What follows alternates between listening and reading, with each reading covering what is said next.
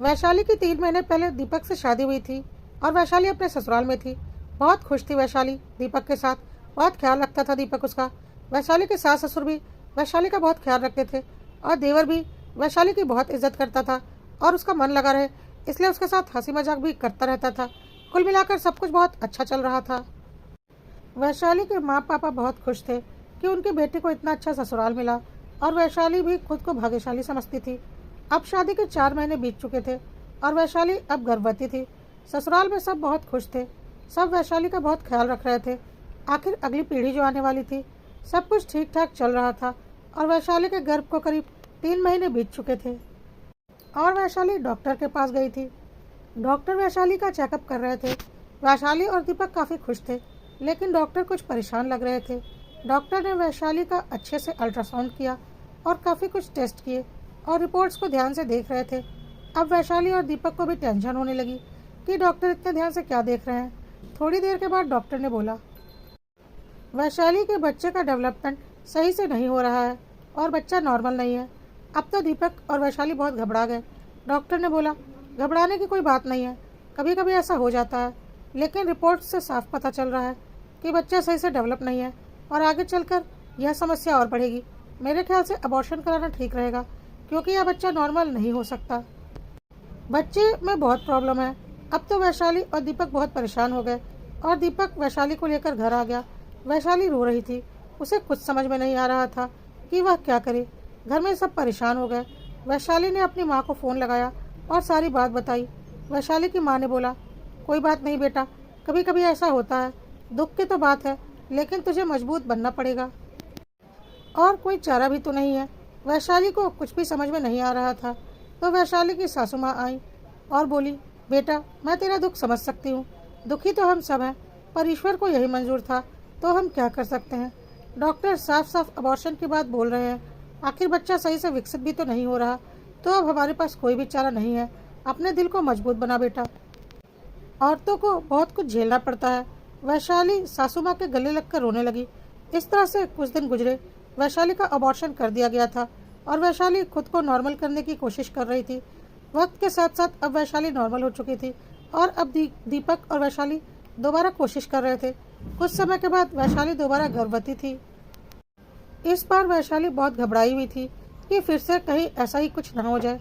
वैशाली अपनी माँ से फ़ोन पर यही बातें किया करती थी। वैशाली की माँ ने बोला, नहीं बेटा, ऐसा कुछ नहीं होगा। ज़रूरी नहीं है कि एक बार कुछ गलत हो गया तो बार बार वही गलती होगी। तू भरोसा रख, सब कुछ ठीक होगा। वैशाली के सास ससुर और देवर भी वैशाली को समझाते रहते थे कि परेशान मत हो, इस बार कुछ भी गड़बड़ नहीं होगी। दीपक भी वैशाली का बहुत ख्याल रखता था। सब लोग हर वक्त वैशाली को खुश रखते थे। इस बार भी चौथे महीने में जब वैशाली ने अल्ट्रासाउंड कराया तो फिर से रिपोर्ट में गड़बड़ हुई और बच्चा पेट में मर चुका था, क्योंकि वह सही से विकसित नहीं हो पा रहा था। वैशाली इस पर बर्दाश्त नहीं कर पाई और बेहोश होकर गिर गई और जब होश में आई तब तक उसके मम्मी पापा भी हॉस्पिटल आ चुके थे और उन्होंने बोला, अब क्या कर सकते हैं वैशाली, पता नहीं भगवान तेरे साथ बार बार ऐसा क्यों कर रहे हैं, लेकिन तुझे इस बार भी अबॉर्शन करवाना पड़ेगा और कोई चारा नहीं है। वैशाली बहुत रो रही थी। सासू माँ वैशाली को दिलासा दे रही थी, तू घबरा मत बेटा, मैं तेरे साथ हूँ, सब कुछ ठीक हो जाएगा, तू बस खुद को मजबूत रख। वैशाली की माँ वैशाली को समझा रही थी, देख वैशाली, तू कितनी भाग्यशाली है, कितने अच्छे ससुराल वाले मिले हैं तुझे, कितना ख्याल रखते हैं तेरा। बहुत नसीबों से ऐसे सास ससुर देवर और पति मिलते हैं। बस एक कमी है तेरी ज़िंदगी में, भगवान उसे भी जल्दी ही पूरी कर देंगे, तू बस हौसला रख। और इस बार भी वैशाली को अबॉर्शन करवाना पड़ा और फिर वैशाली अपने घर आ गई। वैशाली की सासू माँ ने बोला, बेटा हमें पता है सास ससुर चाहे कितना भी करे, माँ बाप की जगह कभी नहीं ले सकते, और एक बेटी को दुख के समय माँ के पास जितना सुकून मिलता है सास के पास नहीं मिल सकता, यह स्वाभाविक ही है। तो तू कुछ दिनों के लिए अपनी मम्मी के घर रहने के लिए चली जा। जब तक तेरा दिल करे मम्मी के घर आराम कर, और जब तुझे लगे कि अब तू ठीक है तो फ़ोन कर देना, दीपक तुझे लेने आ जाएगा। और दीपक से बोला कि वैशाली को कुछ दिनों के लिए उसके मायके छोड़ आए। दीपक वैशाली को उसके मम्मी के घर पर छोड़ आया। वैशाली के मम्मी पापा वैशाली से बोल रहे थे, बहुत भाग्यशाली है तू, जो तुझे इतनी अच्छी सास मिली है और इतने अच्छे ससुराल वाले मिले हैं। तेरे एक एक दुख और परेशानी को वह कितने अच्छे से समझते हैं। वैशाली ने बोला, हाँ माँ, इस मामले में तो मैं बहुत भाग्यशाली हूँ, सब लोग बहुत अच्छे हैं। कुछ दिन अपने मायके में रहने के बाद वैशाली अब काफ़ी बेहतर महसूस कर रही थी और फिर उसने दीपक को फ़ोन किया और अपने ससुराल आ गई। वैशाली की सासू माँ ने साफ मना कर दिया था कि 1 साल के भीतर तेरे 2 अबॉर्शन हो चुके हैं, अब कम से कम 6-8 महीनों के बाद बच्चे के बारे में सोचना। वैशाली सोच रही थी कि कितनी अच्छी है उसकी सास, सच में वह बहुत नसीबों वाली है, उसका दर्द वह कितने अच्छे से समझ रही है। वैशाली की सास भी उसका बहुत ख्याल रख रही थी और उसे काफ़ी पौष्टिक आहार भी दे रही थी ताकि वह अंदर से बिल्कुल मजबूत हो जाए। और लगभग 8 महीनों का वक्त बीत गया। वैशाली अब शरीर से भी मजबूत हो चुकी थी और मन से भी। और फिर उसने और दीपक ने कोशिश की और वैशाली अब तीसरी बार गर्भवती थी। इस पर वैशाली अपना और भी ज़्यादा ख्याल रख रही थी और डॉक्टर ने जैसा बोला था वैसा ही सब कुछ कर रही थी। वैशाली की सासू माँ ने भी बोला था कि तू अपने मन में हमेशा सोचना कि मेरे बच्चे को कुछ नहीं होगा, मैं बहुत ही स्वस्थ बच्चे को जन्म दूंगी, देखना कुछ भी गलत नहीं होगा। अभी तक सब ठीक चल रहा था। तीसरे महीने में वैशाली अल्ट्रासाउंड के लिए गई। वैशाली का मन आज थोड़ा घबरा रहा था क्योंकि 2 बार उसके साथ ऐसा हो चुका था, कहीं इस बार भी कुछ गड़बड़ ना हो। डॉक्टर सारी जांच पड़ताल कर रहे थे। वैशाली बस ईश्वर से मना रही थी कि सारी रिपोर्ट्स नॉर्मल आए। डॉक्टर ने बोला इस बार वैशाली की सारी रिपोर्ट्स नॉर्मल हैं, बच्चा बिल्कुल ठीक है। वैशाली की जान में जान आई, साथ में दीपक और उसके घर वालों के भी। वैशाली ने फ़ोन पर अपने मम्मी पापा को भी बताया कि इस बार सब कुछ ठीक है। उसके मम्मी पापा ने बोला बस बेटा, पूरे 9 महीने इसी तरह अपना ख्याल रखना और तुम्हारे ससुराल वाले तो तुम्हारा ख्याल रखेंगे ही, देखना सब कुछ ठीक से हो जाएगा। वैशाली की सासू माँ ने भी बोला चलो भगवान की दया से इस बार अभी तक सब कुछ ठीक ठाक है और आगे भी सब ठीक ही रहेगा, मैं तुम्हारा बहुत ख्याल रखूंगी। सच में वैशाली की सासू माँ ने दिन रात एक कर दिया वैशाली का ख्याल रखने के लिए। उसे कोई काम करने की इजाज़त नहीं थी। डॉक्टर जो बोल रहे थे, जैसा बोल रहे थे वैसा उन्होंने किया। वैशाली को उसकी सासू माँ कोई भी काम नहीं करने देती थी, सिर्फ टहलने के लिए बोलती थी। उन्होंने घर के कामों के लिए और भी नौकर चाकर लगा लिए ताकि वैशाली को कोई दिक्कत ना हो। बाकी लोग भी वैशाली का बहुत ख्याल रखते थे। वक्त आने पर वैशाली ने एक स्वस्थ बेटे को जन्म दिया। सब ने राहत की सांस ली कि सब कुछ अच्छे से हो गया। बहुत खुश थे सब, वैशाली भी बहुत खुश थी। ऐसे ही वक्त बीत गया और वैशाली का बेटा अब 3 वर्ष का हो चुका था। वैशाली सोच रही थी कि जल्दी से अब दूसरा बच्चा कर लेती हूँ क्योंकि पहले भी उसके 2 अबॉर्शन हो चुके हैं। जल्दी से उसे एक बेटी हो जाए तो उसका भी परिवार पूरा हो जाए। उसने दीपक से बोला दीपक, हमारा एक बेटा तो हो गया, बस अब जल्दी से एक बेटी भी हो जाए तो हमारा परिवार भी पूरा हो जाए। चलो फिर से बच्चे के लिए कोशिश करते हैं क्योंकि हमारा बेटा अब 3 साल का हो चुका है। दीपक ने बोला हाँ, बात तो तुम सही बोल रही हो, अब हमें दूसरे बच्चे के बारे में सोचना चाहिए। और वैशाली और दीपक दूसरे बच्चे के लिए कोशिश करने लगे। कुछ वक्त के बाद वैशाली गर्भवती हुई। वैशाली अपना पूरा ख्याल रख रही थी। वैशाली के ससुराल में भी सब उसका ख्याल रखते ही थे, लेकिन इस बार भी वही हुआ। वैशाली डॉक्टर के पास गई तो डॉक्टर ने फिर वही बात बोली कि बच्चा सही से डेवलप नहीं है और अबॉर्शन करना पड़ेगा। वैशाली के पैरों तले जमीन खिसक गई। फिर उसे वही सब दुखों का सामना करना पड़ेगा, सोचकर ही वह कांप गई। दीपक और वैशाली के ससुराल वाले सब परेशान हो गए कि यह क्या हो रहा है। वैशाली के मम्मी पापा भी हॉस्पिटल आ चुके थे। वैशाली ने अपना मन मजबूत किया और एक बार फिर वैशाली को अबॉर्शन करवाना पड़ा। शादी के 5-6 साल में वैशाली के 3 अबॉर्शन हो चुके थे और एक डिलीवरी हुई थी। वैशाली शरीर से काफ़ी कमज़ोर होती जा रही थी, लेकिन क्या करती, अपना नसीब मानकर खुद को संयत रख नॉर्मल होने की कोशिश कर रही थी। वैशाली कुछ महीनों के बाद दोबारा गर्भवती हुई और उसके मन में बहुत डर था। हालांकि दीपक और उसके सास ससुर और वैशाली के माँ बाप भी लगातार वैशाली को समझा रहे थे।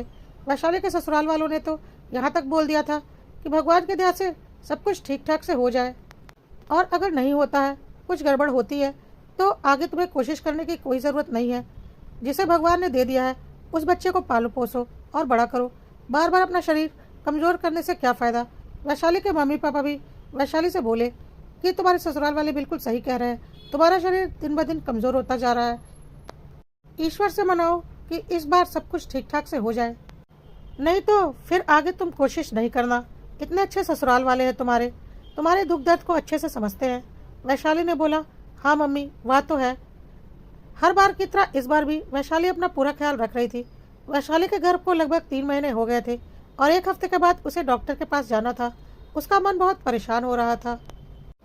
लेकिन तभी वैशाली की मौसेरी बहन आरुषि, जो कि गायनोकोलॉजिस्ट थी और अमेरिका में रहती थी, इंडिया आई हुई थी और वो वैशाली से मिलने उसके ससुराल गई।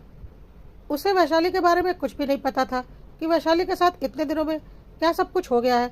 उसने वैशाली को देखा तो बोला, अरे वैशाली, तू इतनी कमज़ोर कैसे हो गई? तू तो कितनी गोल मटोल सी थी। वैशाली ने अपनी सारी कहानी सुना दी और बोला, पता नहीं मेरे साथ बार बार ऐसा क्यों हो रहा है। वह तो ईश्वर की बहुत बड़ी कृपा थी कि मेरा एक बच्चा सही सलामत से पैदा हो गया। आरुषि ने बोला, हाँ दीदी, अब कोई क्या कर सकता है, कभी कभी ऐसी गड़बड़ियाँ तो हो जाती है, कुछ इंटरनल प्रॉब्लम्स की वजह से। वैशाली ने आरुषि को बताया कि वह फिर से प्रेग्नेंट है और 1 हफ्ते बाद डॉक्टर के पास जाना है। उसे बहुत डर लग रहा है। और आरुषि ने बोला, कोई बात नहीं दीदी, सब कुछ ठीक होगा। थोड़ी देर के बाद आरुषि अपने घर चली गई और वैशाली अपने कामों में लग गई। 1 हफ्ते के बाद वैशाली डॉक्टर के पास गई।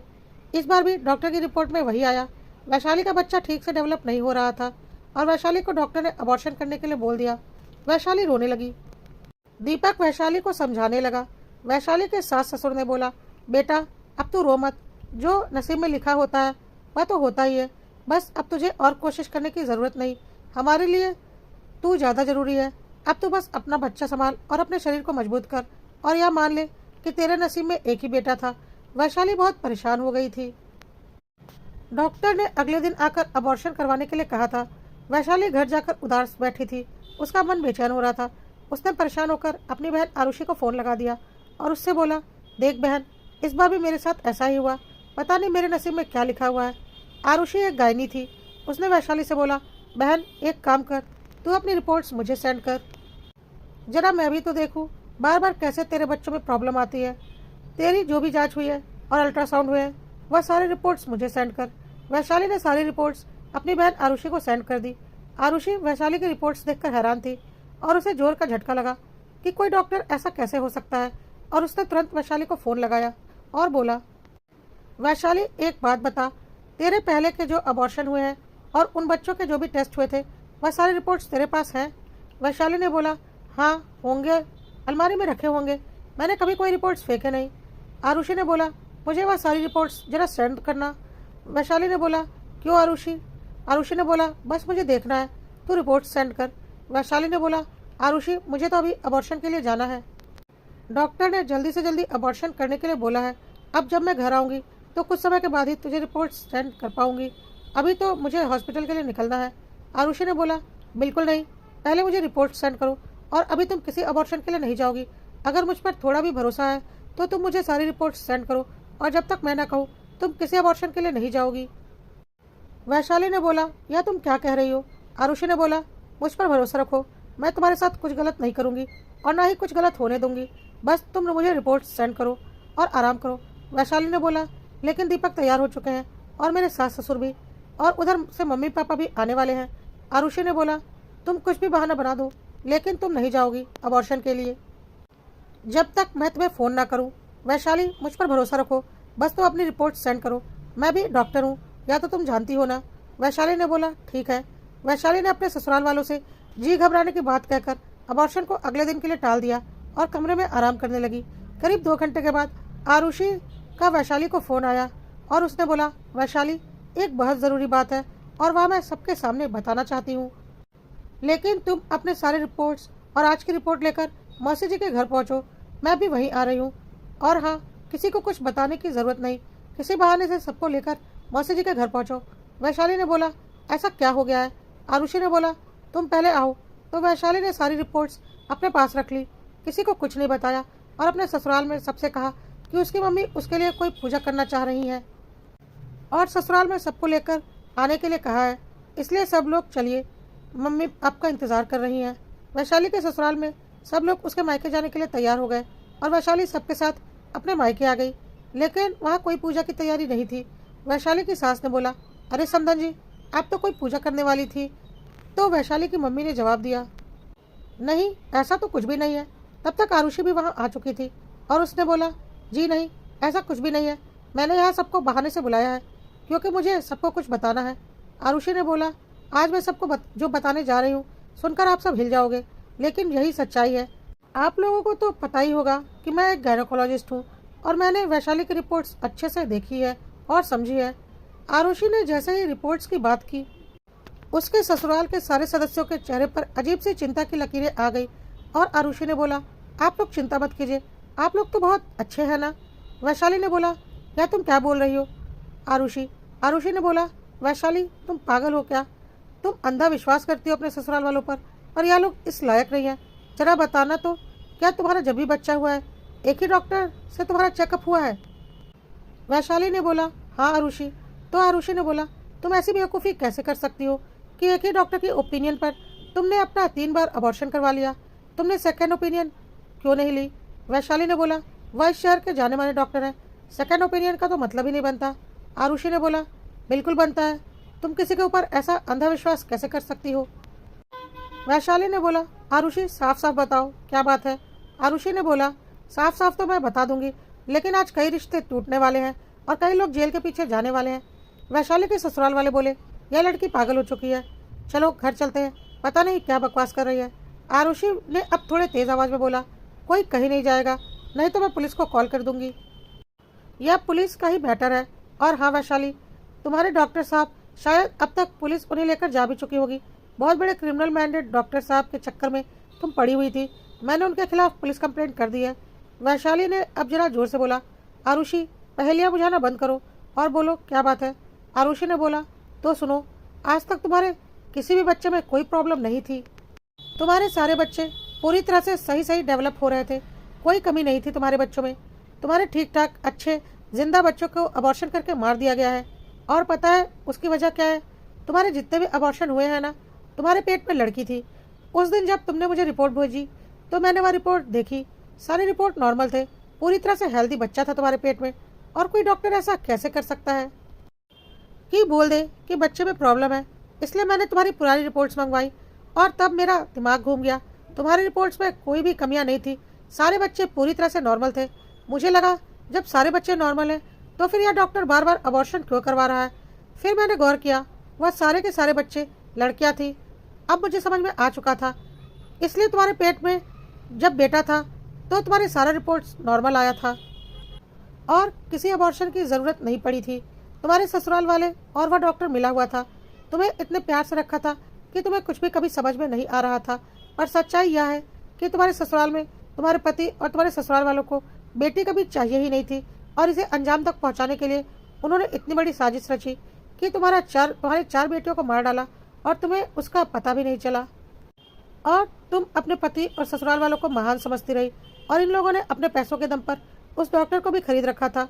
और वह डॉक्टर जैसे ही देखता था कि तुम्हारे पेट में बेटी है तो कुछ बहाने बनाकर तुम्हारा अबॉर्शन करवा देता था, जिसे तुम कभी समझ ही नहीं पाई। अभी भी तुम्हारे पेट में एक स्वस्थ बच्ची है जिसमें कोई खराबी नहीं है, और अगर अभी मैंने तुम्हें नहीं रोका होता तो तुम अभी भी अपना अबॉर्शन करवा चुकी होती। अब तो वैशाली और उसके माँ बाप को गहरा सदमा लग चुका था कि कोई इतना नीच घटिया कैसे हो सकता है। वैशाली ने दीपक की ओर देखा। दीपक ने बोला, हाँ नहीं चाहिए थी मुझे बेटियाँ, हमारे खानदान में कभी बेटियाँ नहीं होती। दीपक, यह तुम कैसी बातें कर रहे हो? इतने नीच तुम कैसे हो सकते हो? इस पर वैशाली की सासू माँ ने बोला, वैशाली, मैं तुम्हें अपने खानदान की परंपरा तोड़ने नहीं दे सकती थी, लेकिन मुझे पता था तुम आज के ज़माने की लड़की हो और तुम इसका विरोध करोगी, इसलिए हमने तुम्हें कभी इसकी भनक नहीं लगने दी। लेकिन हमारे खानदान में आज तक बेटी नहीं जन्मी। मैंने खुद अपनी 5 बेटियों का अबॉर्शन करवाया है, क्योंकि मेरी सासू माँ ने मुझे बेटी पैदा नहीं करने दी। मेरी सासू माँ के ज़माने में तो पता नहीं चलता था कि घर में बेटी है या बेटा, और वह लोग बेटी पैदा होने के बाद उसे मार देते थे ताकि उनके खानदान में सिर्फ बेटा रहे। शुरू में मुझे भी बहुत दुख होता था, लेकिन मैं खुद अपनी बेटियों के लिए आवाज़ नहीं उठा पाई और फिर अपनी बहू के लिए भी कभी आवाज़ नहीं उठा पाई, क्योंकि मेरे पति और बेटों का यही कहना था कि हम अपने खानदान की परंपरा नहीं तोड़ सकते। वैशाली को कुछ भी समझ में नहीं आ रहा था और दीपक वैशाली को समझाने की कोशिश कर रहा था। वैशाली, अभी भी कुछ नहीं बिगड़ा है, चलकर अबॉर्शन करवा लो, सब कुछ ठीक हो जाएगा, हमारा बेटा हमारा नाम रोशन करेगा, मुझे बेटी नहीं चाहिए। वैशाली को अंदर ही अंदर घृणा हो रही थी। वैशाली के ससुर जी बोल रहे थे, या तो तुम खुद अबॉर्शन करवा लो या हमें ज़बरदस्ती करनी पड़ेगी। वैशाली का देवर भी बोल रहा था, भाभी अबॉर्शन करवा लो ना, क्यों खानदान की परंपरा तोड़ने पर लगी हो। वैशाली को कुछ भी समझ में नहीं आ रहा था और उसने एक जोरदार तमाचा दीपक को लगाया और बोला, नीच घटिया इंसान, अपनी बेटियों की जान लेते तुझे जरा भी शर्म नहीं आई? मैं तुम लोगों को इतना महान समझती थी और तुम लोग कितने नीच निकले। दीपक भी पलटकर वैशाली के ऊपर हाथ उठाने जा रहा था। कि वैशाली के पापा आगे आए और दीपक का हाथ पकड़ लिया और दूसरे हाथ से खींचकर एक जोरदार तमाचा दीपक को लगाया और बोला, खबरदार, वैशाली को अकेली मत समझना। वैशाली ने आरुषि से बोला, आरुषि, पुलिस को फ़ोन लगाओ, इन सारे मुजरिमों को जेल के पीछे भिजवाओ, मैं गवाही दूंगी। लेकिन तब तक पुलिस घर आ चुकी थी, क्योंकि डॉक्टर साहब ने आरुषि के ससुराल वालों की सारी पोल पट्टी पुलिस के सामने खोल दी थी और वैशाली के ससुराल वाले अपनी असली जगह पर पहुंच चुके थे। लेकिन वैशाली चुपचाप जड़ होकर वहीं बैठी हुई थी। उसे समझ में नहीं आ रहा था कि वह अपने बच्ची की जान बच जाने पर हंसे या अपने ससुराल वालों की असलियत सामने आने पर रोए। आरुषि सबको समझा रही थी, अच्छा है उनकी सच्चाई सामने आ गई, नहीं तो इन्होंने वैशाली के साथ इतना कुछ कर दिया था और जिंदगी भर इसके सामने महान बने रहते और वैशाली कभी इनकी असलियत नहीं जान पाती। अब वैशाली को खुद को मजबूत बनाना पड़ेगा ताकि अपने दोनों बच्चों को अच्छी परवरिश दे सके और आप सबको जीवन भर वैशाली का साथ देना पड़ेगा। मम्मी पापा बोल रहे थे, वैशाली तू चिंता मत कर, हम हर कदम पर तेरे साथ हैं। वैशाली अपनी बहन के गले लगकर रो रही थी और उसका शुक्रिया अदा कर रही थी अपनी बच्ची की जान बचाने के लिए।